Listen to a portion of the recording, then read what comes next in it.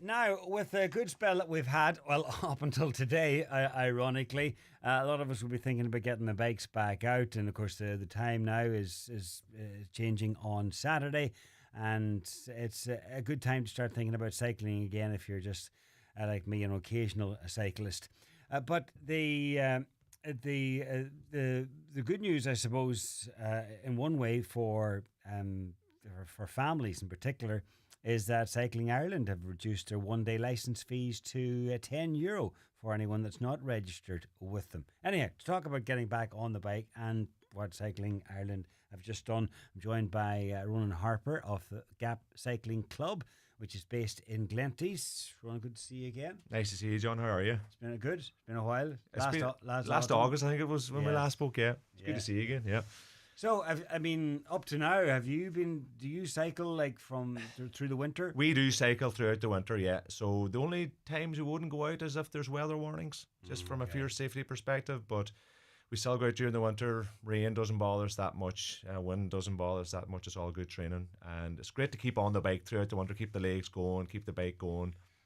But for casual cyclists, yep. and for most people, it's still in the shed. It is. It definitely is. Yeah. And weather like today won't help matters. But we've had a good spell, and I suppose that's what we have to look forward to, and better weather ahead. So, if the bike has been lying up, first of all, what is the best way to store a bike? Should it just be sitting? Should it be hanging? Should it take the chain off? I think if you can keep it dry is the main one, so don't leave it outside. So if you've got somewhere where you can keep it dry, that's the main thing. And if your bike was working sort of well when you put it into the shed before winter, chances are it's going to be working well enough when you bring it back out. There's probably two things I would tell your listeners to check out for. Number one is tire pressure, because even throughout summer and winter, the pressure in your tires will go down over a number of weeks. So, and road bikes are different from mountain bikes. So there's different PSA that you'd need in different bikes. But I would check my tire pressures every 2 weeks, and I would probably top them up every 2 weeks, because the tire pressure would tend to go down, just to do with ambient air. Like when you're out in the cold, when it's hot, the tire pressure will go down.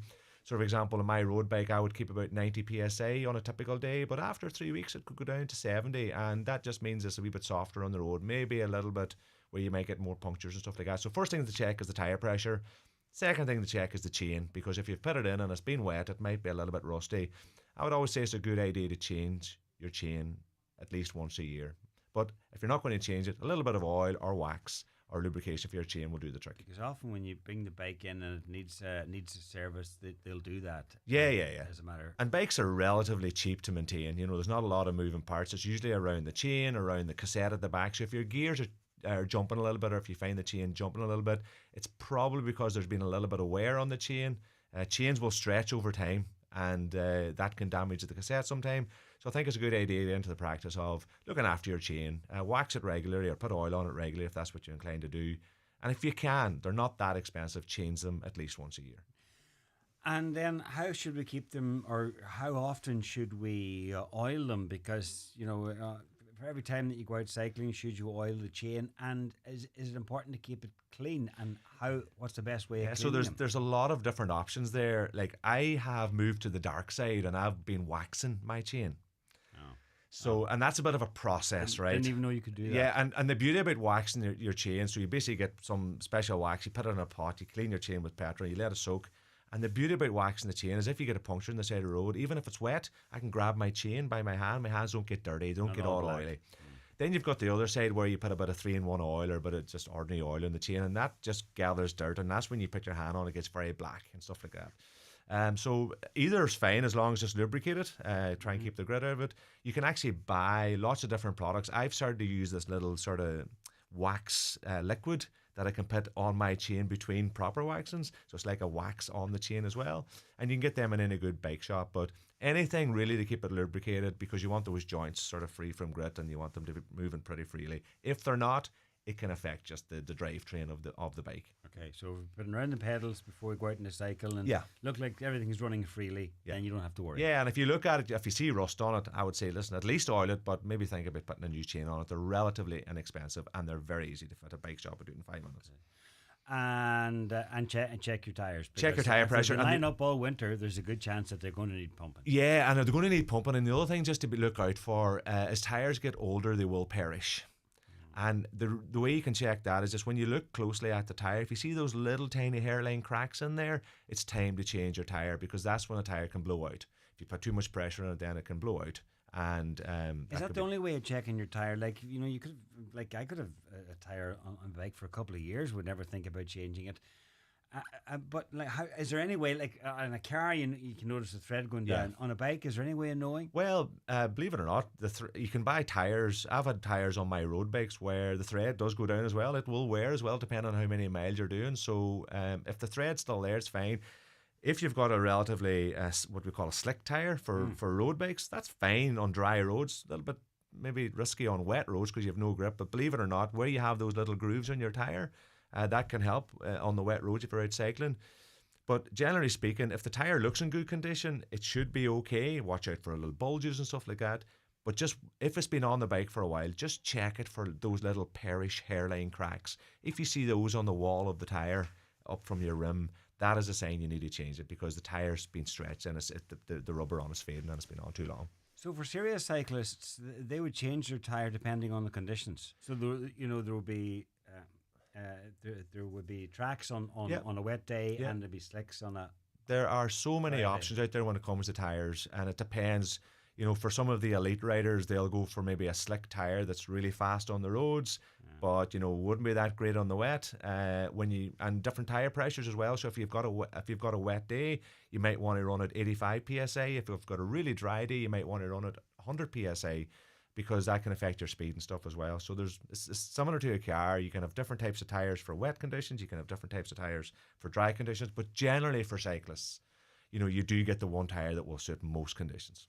I recently got one of those wee cadence things. I was hooked. I was just flicking online, and one of them came up. That looks like that'd be so handy instead of for your pedal rotations. No, for pumping up the wheel. Oh yeah. And I haven't even used it yet. See, I was suckered. Just the little electric ones or the little battery ones. Yes, I've seen those. Yeah. So I mean, are they a good idea, or do you just stick to the standard? I've never used them. I've thought about them. I would be keen to see what you think on them. Like what we do. So. For your listeners, you cannot beat a track pump. So a track pump is one of those ones that'll stand on its own. There's good pressure in it, there's a little gauge on it, and then you know how much pressure you're putting into the tyres. So if it's a mountain bike, don't go more than 60. If it's a road bike, generally don't go more than 90 these days, 90, 95. Then you've got your little hand pump that will get you by on the roadside. If you get a puncture and you have to change a tube or something like that, I'm still using the CO2 canisters, which is the little CO2 canisters that will basically pump up a wheel in 3 seconds by releasing the CO2 into it. They're relatively inexpensive, and they're a quick fix, and they're brilliant. Okay, once they're done, they're done. So yeah, they're disposable. They're disposable. So they'll be handy out on the road if you. They'll be handy. So if you looked at my bike in my little pouch, there's a spare tube in there. There's tire levers, and there's at least 2 canisters with the thing for release. So it's a little small thing, a couple inches long. And it's packed with CO2, so you open your valve, put it in, press the button, and it just explodes the CO2 into the tyre and blows it up to 90 psi within 2 or 3 seconds. And is there a setting on it? No, there's the little trigger on it, so when you put it onto the valve, you pull the trigger and put in the CO2. Okay. They are brilliant, because otherwise with those hand pumps, you could be at the side of the road pumping for 5 minutes to get enough pressure in your tyre to get you home. Okay. Yeah. And from road, we sort of chatting mostly about road bikes, but what about off road? Are we well served here in Donegal? Because when you think of the size of the county and the nature of it, that we should have plenty of off road. And I'm chatting about trails as well as mountain biking. Or do we have? There's work ongoing on greenways, and I know there have been improvements, but do we have enough trails and greenways? And no, we don't. We just don't. And we have a fantastic county here, and I was talking to a friend of mine last night. We were out in the mountain bikes, and he was talking about South Africa and a new route they've built. I think they've built 200 kilometres of purpose-built gravel and mountain bike tracks down around Cape Town in South Africa. Right. And he sent me a video this morning. It looks absolutely class. We have a beautiful county here. We need to get investment in around that. Lots of, there's just so much potential. When you look at the likes of Sligo, they've got good trail centres. You've got Rostrevor, great trail centres. In around Dublin, you've got Ticknock Mountain and stuff, great trail centres. Limerick, brilliant, right? Donegal, there's not really anything. And we have such a spectacular county for scenery and stuff as well. It's a missed trick, I think. And it's something I think they should look at. Yeah, because I mean, we're known for our coastal scenery, our beaches, and also our lakes and our mountains. So we should also, I suppose, be known for our cycling trails. Yeah.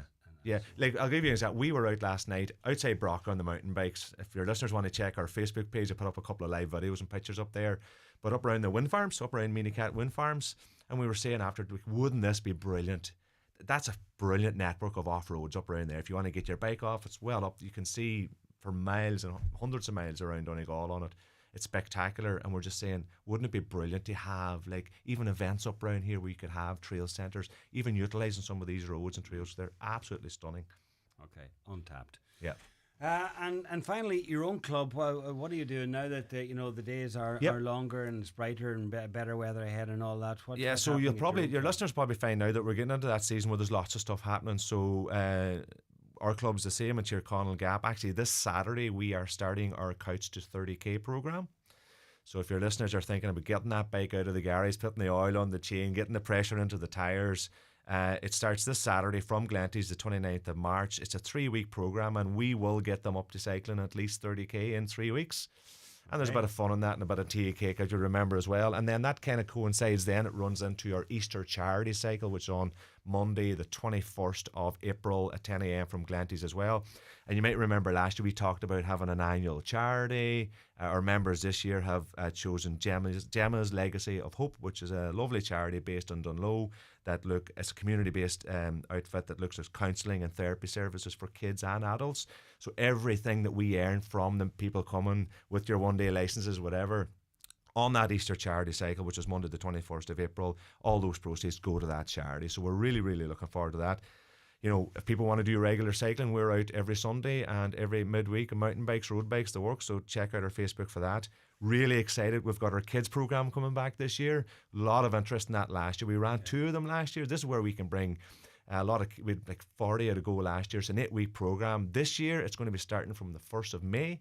We are going to do 2 of them because they've been so popular. So there'll be one later in the year, but your listeners should check out our Facebook page. Keep a close eye on it. That'll be announced in the coming weeks. So the 1st of May, 8-week kids program to get even kids off their stabilizers and get the kids confident about safety on the road, bike skills, stopping, turning, hand signals, and ultimately get them out safely on the road on the bikes. And then, you're getting into May and stuff then when you've got Bike Week come along. So there's lots of stuff that'll be happening throughout the course of the year. And you just reminded me there, because I mentioned it at the start, that license fee from cycling, and they've reduced it. So that's a boost for families. It's a step in the right direction. It's brilliant because that's so basically, if you're a Cycling Ireland member, you can come to the likes of our Easter charity cycle, and you only pay the contribution for the charity on that day because you're already a Cycling Ireland member. The issue has been in previous years, and we've been lobbying Cycling Ireland hard on this, is that if a family came, say yourself and a wife and a kid, and you're not Cycling Ireland members, you're going to pay the contribution to the charity, but you also have to pay a 1-day licence fee. Okay. That was 20 quid. So it was 20 quid for you, 20 quid for your wife, and now under 18s have been 5. So it's brilliant to see them reducing that, right? It should encourage more people to come out. And listeners need to know that's a fee that covers your insurance for the day if you're not a full Cycling Ireland member with a Cycling Ireland licence. Okay. So it's good news. All right, then check out Gap Cycling Club on Facebook and other socials, and Cycling Ireland have their own website as well if you want to look into the one-day licences and so on. Ronan Harper.